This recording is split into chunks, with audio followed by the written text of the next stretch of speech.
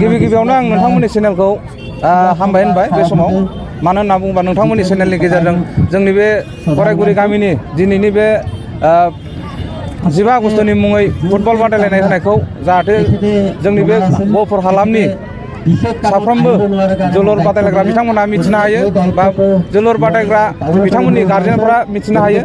जोङो दिनै बे गामियाव 1990 निफ्राय जोङो दिनै 2026 सन देग्लायबो जोङो फुटबल बादायलायनायखौ जोङो आवगायबोबाय थादों दिनैसिम।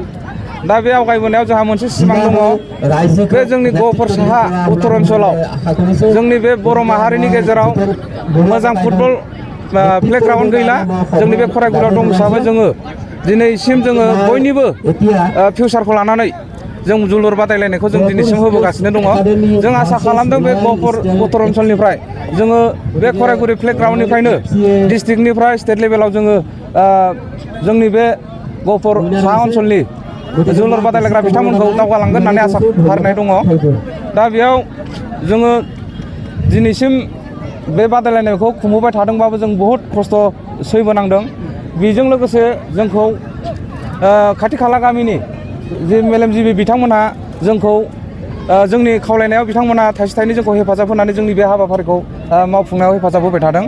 दा बिथांमोनखौबो आं धन्यबाद होनो सानदों जाय बिथांमोना जोंनि बे बोसोरफ्रोमबो जोलुर बादायलायनायाव हेफाजाब होबाय थानाय बिथांमोनखौ आं गोसो गोरबोनिफ्राय आं बिथांमोनखौबो साबायखर होदों आरो आसा खालामदों फैबाय थानाय समावबो जोङो बेबायदि जोलुर बादायलायनायखौ जोङो इयुन जोलैफोरनि थाखाय जोङो खुंफुंलांबाय थानो हाथों आं बेखिनि सुंद'यै आं बुंनाय जाबाय। बे फुटबलखौ खुंबोनाया नाथाय रायजो राजाफोरनि जेबो सुबिदा गैया दासिमबो नायनायनि। दा बे समाव आरो बिटिआरआवबो फैबाय हाबबाय। दा बे समाव सरकारखौ मा खावलायगोन बे समाव? नंगौ जोङो दासिमाव गोबाव बोसोर जाबोबाय नाथाय बे एरियायावहाय जोङो दासिमबो जोंनि जितु बे फिल्डआवहाय जोङो सरकारनिफ्राय जेबो माने अनसुंथाइ जों मोनाखै। जाखिनि जोङो खेलखौ होबाय थादों बियो माने खाथि खालानि माखासे अनसुंथाइनि गेजेरजोंसो जोङो बेखौ होबाय थादों। ओरै अरुणाचलनिफ्रायबो जोंनो हरो आरो जोंनि आसामनि माखासे मेलेमजिबि बिथांमोना जोंनो हरो।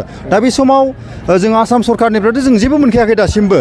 दा बेनिखायनो जों माने आसा गैया। खिन्थु बर्थमान जोंहा जिथुनाखि धोनस्रि ब्लकआवहाय जोङो बिटिसिआव हाबबाय जों बिनिफ्राय माबा मोनसे जोङो आसा खालामदों जेन बिथांमोना जोंनि बे फिल्डखौ नायस'नो जेन' मोनसे मोजां मोनसे परिबेक जेन' बेवहाय रायजो राजा फैनानै जेन' नायनो हायो बिनि थाखाय जेन' मिनि स्टेडियाम आरो बेबायदिनो जोंहा ओरैहाय प्लेयार थानो थाखाय गोजाननि प्लेयारफोर फैयो खिन्थु जों बिथांमोनखौ जों एकोमोडेसन जों होनो हाया। बेनिखायनो जोंनो मोनसे बेबायदि माने मोनसे प्लेयार दोननो थाखाय जोंनो मोनसे कमिउनिटि हल नांगौ आरो लोगोसे जोंनो मोनसे पेभिलियन जोंनो नांगौ। बेखिनिया जोंनि थाखाय जोबोद माने दरखारथार आरो दा आसा खालामदों बिथांमोना निस्सय बेखौ जोंनो पुरन खालामगोन होननानै। दा नोंथांमोना धोनस्रि ब्लकनि TLC चेयारमेन बेयाव नुजाफैदों। दा बिथांमोननिफ्राय माबाफोर नोंथांमोनखौ आसा खालामदों नामा? बिथांमोनाथ' बुंदों नैबे फैबाय थानाय बे 5 बोसोरनि गेजेराव जों माबा मोनसेबाबो होथारगोन होननानै बिथांमोना बेखिनि खोथाखौ जोंनो होलांदों। आसा फारिदों निस्सय बिथांमोना मावफुंगोन होननानै।